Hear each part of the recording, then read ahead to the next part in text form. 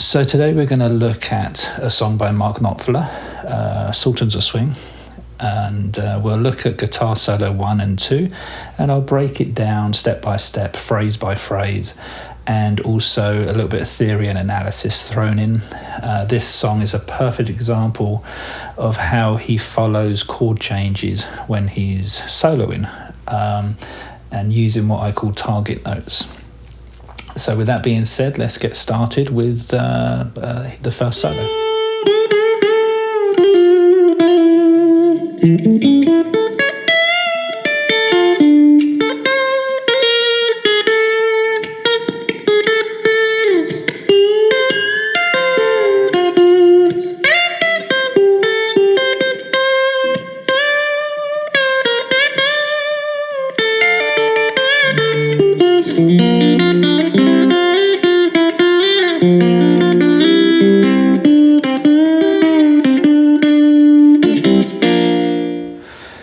Okay, so our first phrase of the song, it's played over a D minor chord for a measure, and then it changes to a C and then to a B flat. And over this chord progression, his first phrase, it just sticks on string 3, G. He plays fret 12 and he bends that up a whole tone to the A. Brings it back down, hammers on 10 to 12, and then does a pull off back to 10, which is F, G, and F. And he ends a phrase doing the same thing on fret 9 to 10, with quite a heavy use of vibrato.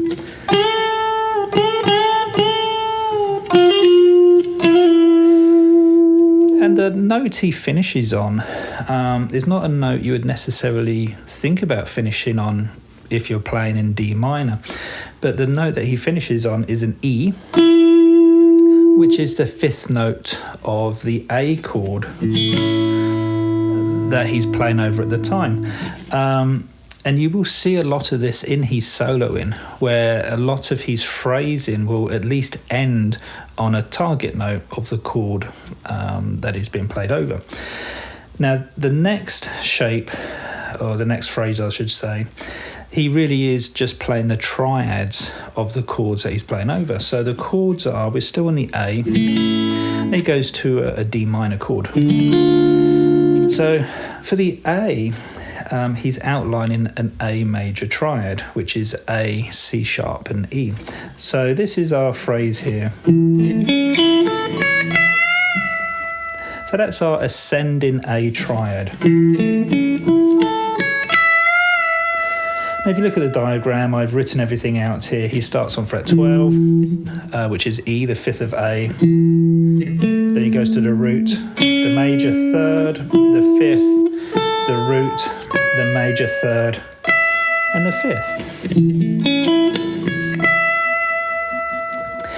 Now he bends this fret 12 to F and then back again. Now F doesn't really work over the A major triad, but I think he's anticipating a D minor chord, which happens in the next measure, F being the minor 3rd of D minor, and he basically just descends a D minor triad. So these are our chords, and he's playing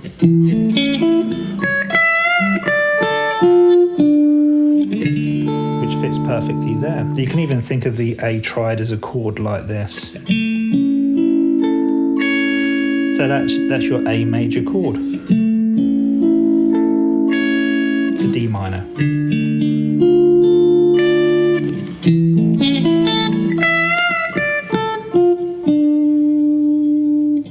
Okay, so now our next phrase, again he's playing around just on one string, this time it's string 2.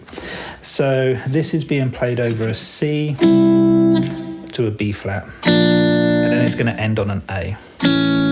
So here he's playing fret 10, note A, going to C, note C, which is occurring during the C chord. And then he's doing a hammer on and pull off from fret 11 to 13, 11 to 13, then back to 11.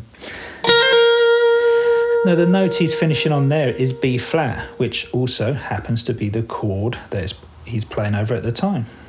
And then he plays G sharp on fret 9, and then going to A on fret 10, and the A just happens to be played over the A chord. So he's following the chords perfectly. C, B flat, A, C, B flat, A. And that's not a coincidence. Like, he's really paying attention to the chord progression. Now this phrase ends with.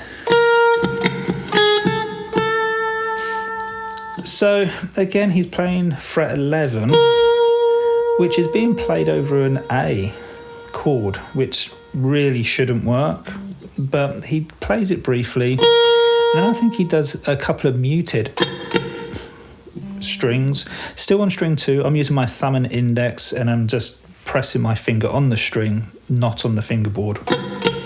And then he's going to his G sharp again, and then finishing on the A. Again, still the chord that it's being played over.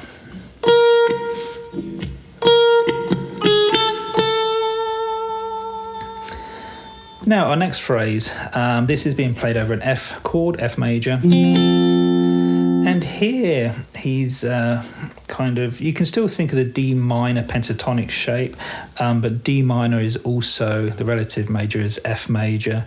And he's kind of outlining the F major pentatonic scale here. There's a diagram there for you to look at. Has a bit of a country sound to it, country lick. Ending on note F, which is the chord that we're playing over.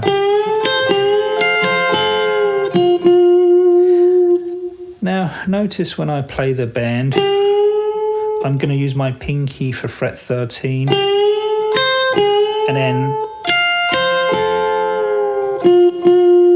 lay my pinky across the 2 strings of fret 13. I'm try and hold them down so they ring together. Perfectly over an F chord. Now, our next phrase is played over a C major chord, and again he's outlining the C triad. Slides up to F.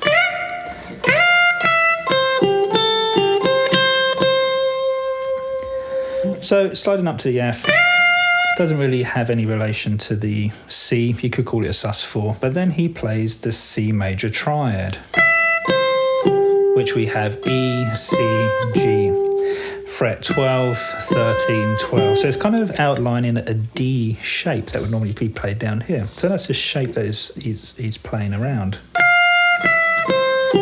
Then we got fret 10 on string 2, fret 12 on string 3, and then ending on fret 13 of string 2, which again is note C, the chord that we're playing over.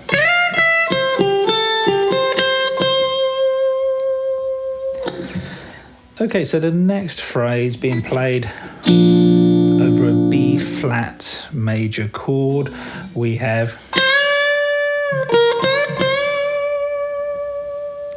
all on string 2. He's playing note C, bending it up to a D, which is the major third of B flat. Again, tricky, he's doing vibrato, which is quite difficult when you're string bending. So he does that bend, brings it down to B flat, the root, and then he does the bend again twice. Now, our next phrase is played over a D minor chord, and he's outlining D minor pentatonic. We have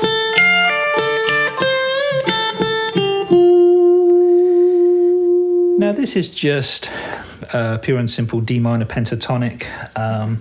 One thing I haven't spoken about yet, of course, Mark Knopfler doesn't use a pick. He's using his finger and his thumb, mostly his index and his thumb.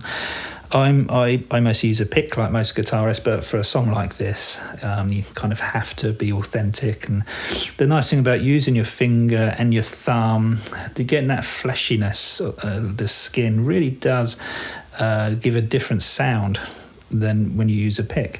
What I'm mostly doing here is just alternating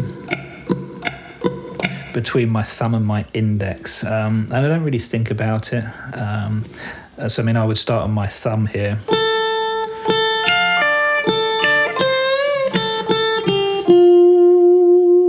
If I was to use a pick,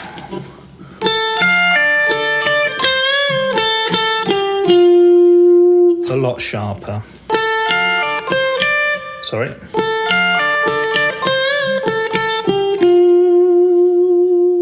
Okay, so our next part, once again, he's outlining the chords. We have a B flat going to a C.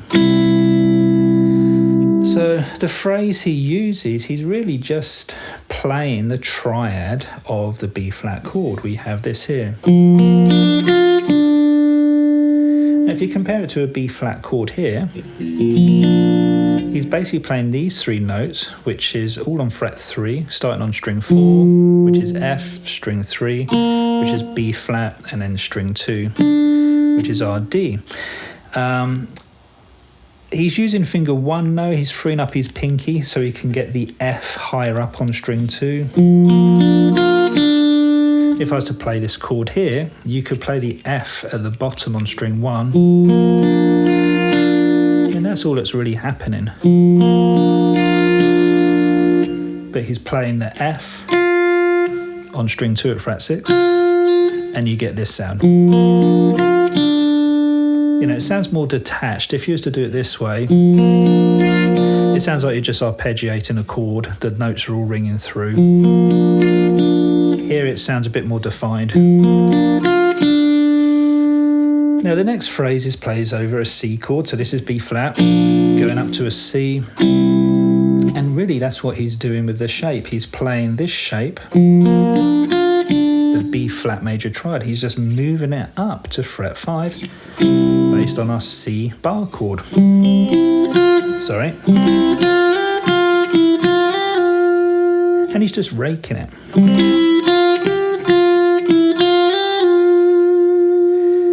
Now this area, you can also think of the C major scale. In this position, it would be the shape of an Aeolian mode, which basically is the C major scale, which is perfect for the C major chord that he's playing over.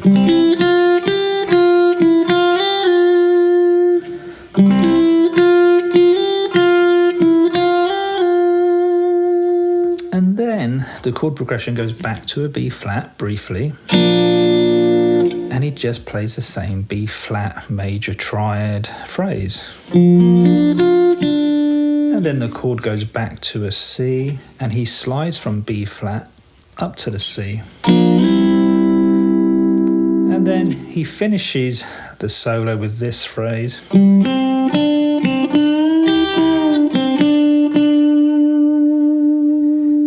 Now this can be thought of as the C major pentatonic.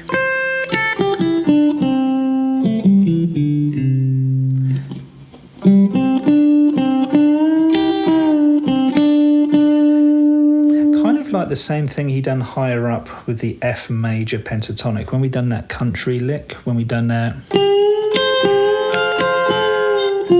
it's exactly the same principle. That was in F, finishing on F. Well, here's our C, same principle. But he doesn't finish on C, he finishes on D, because that occurs during the D minor chord, the chord change, D minor. So same principle, different phrase, but same idea.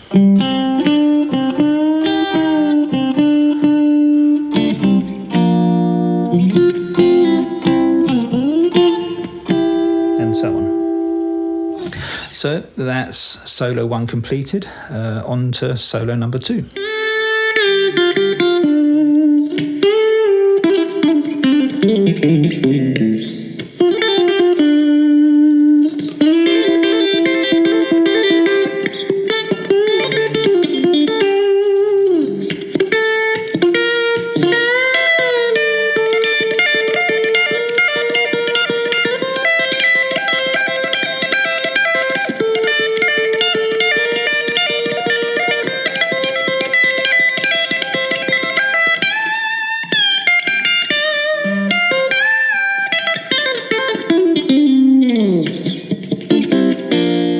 the first phrase of solo 2, he's thinking of the D minor pentatonic kind of shape 4.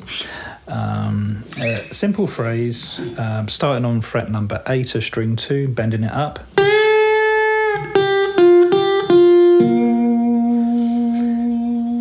And then ending on a note that you don't expect. It's not part of the D minor pentatonic. This is our shape 4. He's ending the note on B flat, not an A. And again, there's a reason why. It's a target note. He starts a phrase over a D minor chord, and then he ends it on a B flat, which is the chord that he's being played over at the time. So D minor, and then we have an F and a B flat over the B flat chord.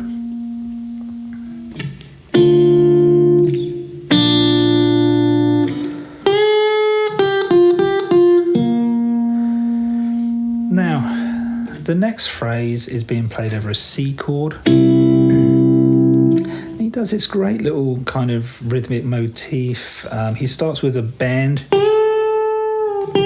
and then you have these hammer-ons and pull-offs, mostly on string 3.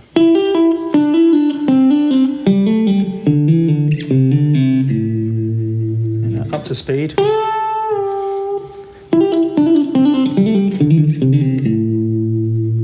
Now this is actually just outlining a C major pentatonic. Here we're on string 3, bending fret 12, and then we hammer and pull off 9 to 12, 7 to 9, 5 to 7, upper string 5 to 7, upper string 5 to 7, move down 3 to 5, and then finish on fret 5 the A.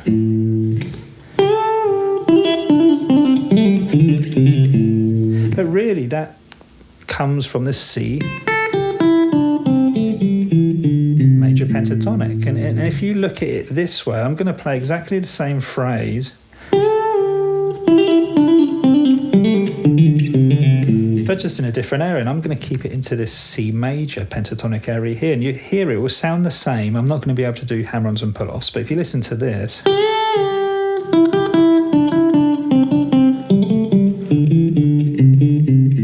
all derives from our C major pentatonic.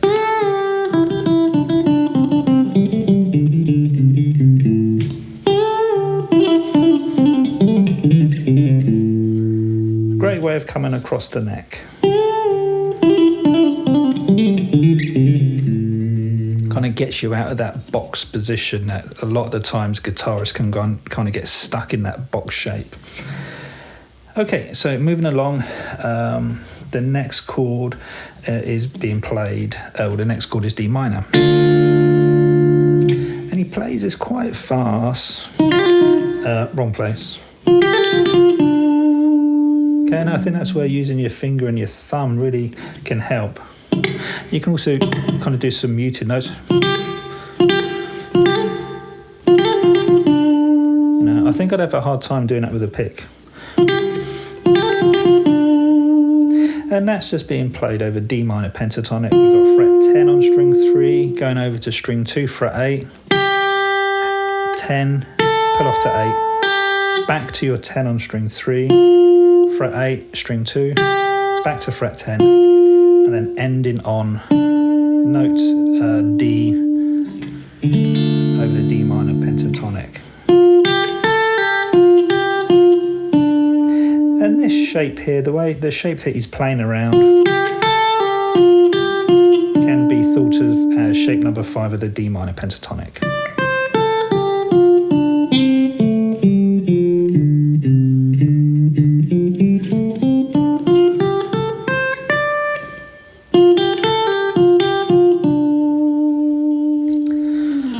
Okay, over the B flat chord next, nothing really happens. It goes over to a C chord, and And for this part, he does this repetitive phrase. Quite simple, slides to fret 9 on string 3, which is the E, and he's flattening finger 1 on fret 8 of strings 1 and 2. And this is really a C major triad. Here we have E, we have G, and we have C, which is basically the top part of a C major bar chord. He slides up to fret 9 using the thumb, and then after that, using his index and middle to pluck strings 1 and 2 together, and then hammer on and pull off to fret 10 on string 2.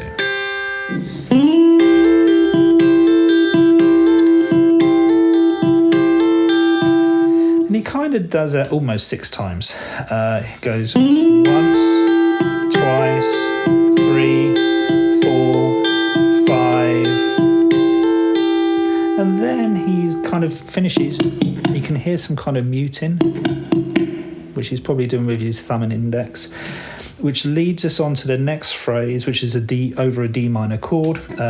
It kind of passes through D, C, and B flat. Here he's thinking of the D minor pentatonic scale. Sounds like this.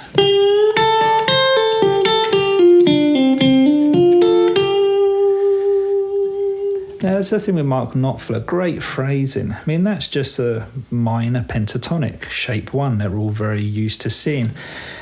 I would have never phrased it that way. He's phrasing, it doesn't sound like just simple licks, like he's actually creating a musical phrase, which is why I love his playing.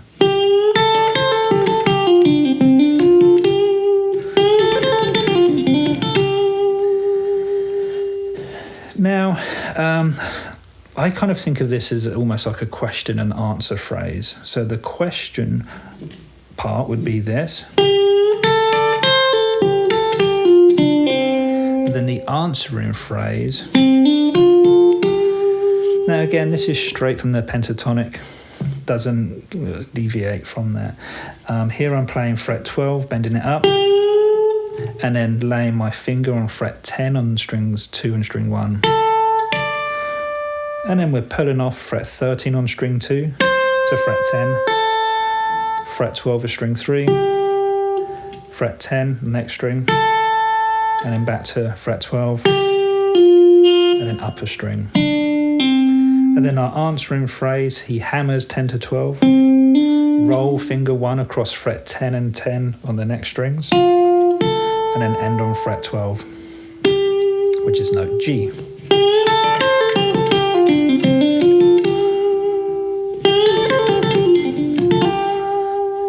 Kind of tricky with your fingers and thumbs there. I don't have any particular order. I just kind of hit and hope. Now this is building up towards a very famous kind of ending that he does for this song.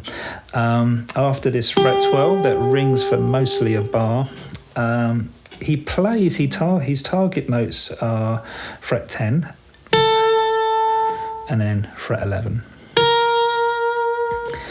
But he kind of does a muted rake. Difficult to teach. All I'm doing, I've got finger 1 on fret 10, string 2, and my thumb is on string 4, my index is on string 3, and my middle is on string 2. It's difficult to teach. I'm kind of partly muting it with the palm of my hand here, strings 4 and 3, but not muting string 2 because I want to hear that. So very difficult to teach. It's just a feel thing. But that's the technique I'm using. My thumb on string 4, my index is on string 3, my middle's on string 2. And then that leads 11 being bent up. And then back down again, another little kind of almost like a country sound. So that's B flat, fret 11, string 2. And I'm doing the kind of muted rake up until that note, and then I'm bending it up a tone to note C. And then I'm playing the E with my pinky on string 1. Okay. And then I kind of end that with fret 10, which is going to lead us to the big part of the solo.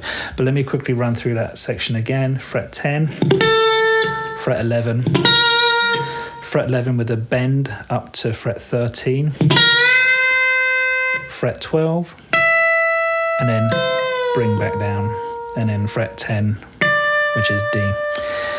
Now this brings us to our next section, where it's mostly all about the right hand and not really the left hand.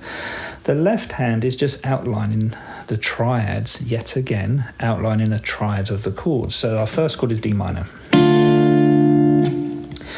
And he's outlining that D minor triad. He starts with F, the minor third, goes to D, which is the roots, and then he goes up a string to A, which is the fifth. So it's straightforward D minor triad. But it's the technique, that's the thing. Like, he plays this phrase 4 times.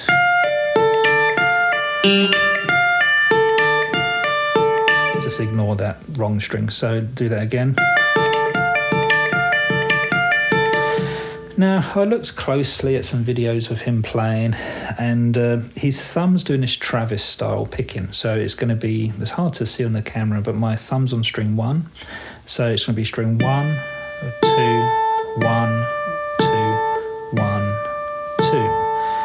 And then my index is playing what would be the last note of the phrase. Let me explain that better. My thumb is playing string 1, where my finger's at 13. I pick with my thumb and I pull off. And then my thumb comes over and plays string 2. And then my index finger plays string 1 to finish that phrase. So it's thumb, pull off, thumb, index. Thumb, pull off, thumb, index. Very, very quick.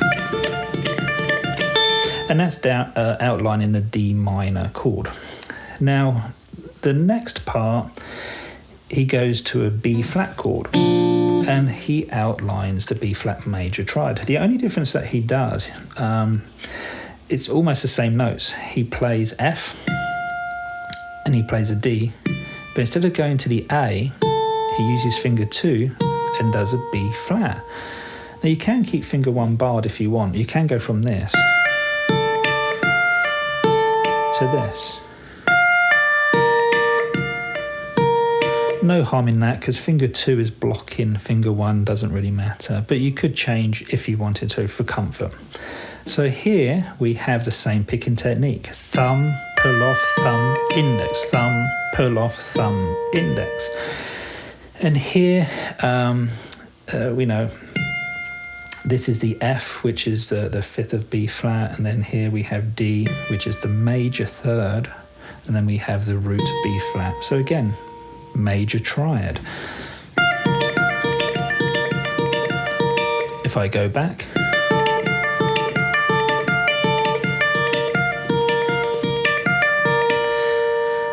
now the chord after that is C, so we're going from B flat up to a C. Well, what does he do? He takes this B flat and then he moves it up 2 frets, just like he done with the chord.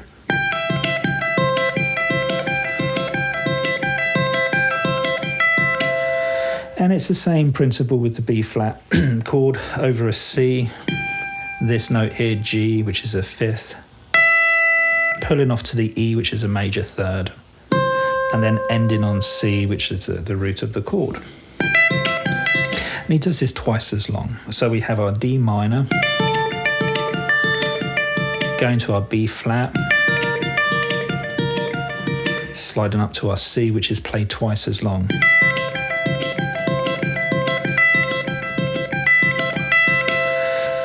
Now, just so you know, if you looked at the recording of me playing this all the way through, you notice that my right hand isn't actually doing that. I did try it.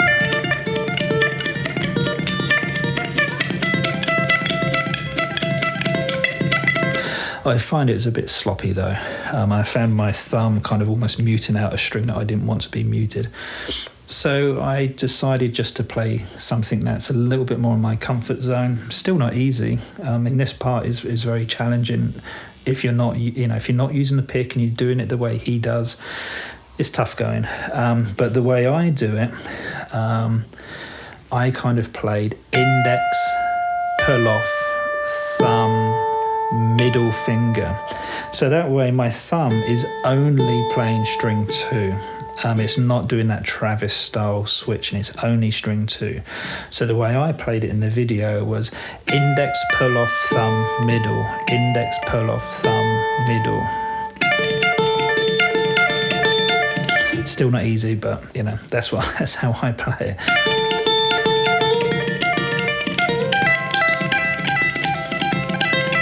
So easy just to trip up. Great picking exercise, but very challenging to do. But that's what's happening theoretically and technique-wise. So the final phrase of this second solo, he's back to the D minor pentatonic shape. I'm thinking of position 2, in this area here. And he's bending fret 15.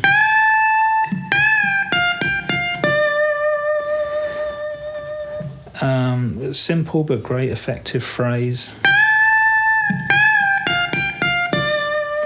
And again, he's using this kind of question and answer phrasing, or call and response. That's the question, this is the answer. So let me do that again.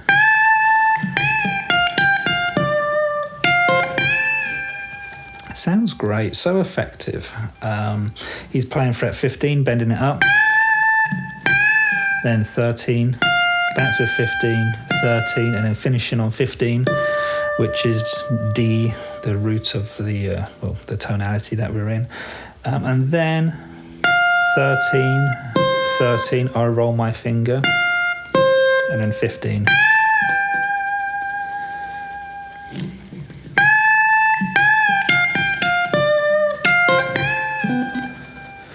Now the next phrase is similar, well, it's the same idea that he played earlier when he'd done this phrase. Same principle, but higher up on the guitar he's playing fret 12, hammering and pulling off to 15. And then the next string, 13 to 15, 10 to 13, 9 to 12, and then finishing on fret 10 of string 4. Now this is being played over a C major chord, and he's kind of outlining that C major pentatonic again. We have that kind of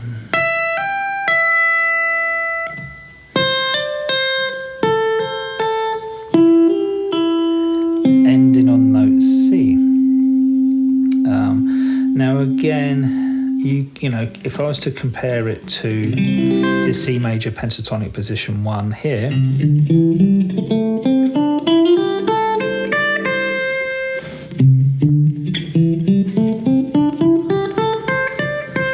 you know, it would sound like this if I kept it roughly in that area.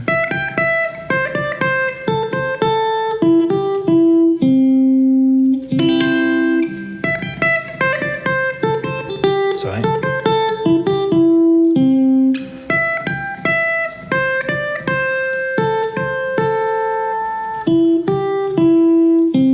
But again, he's doing those pull-offs, moving around the neck of the guitar. Again, it's the perfect example of Mark Knopfler not just playing pentatonic shapes. He's well aware of the chord progression and what notes make up the chords, and he's either outlining the exact triad of the chord he's playing over or using target notes. And what I mean by that is quite often ending a phrase on a note that matches the notes in a triad of the chord.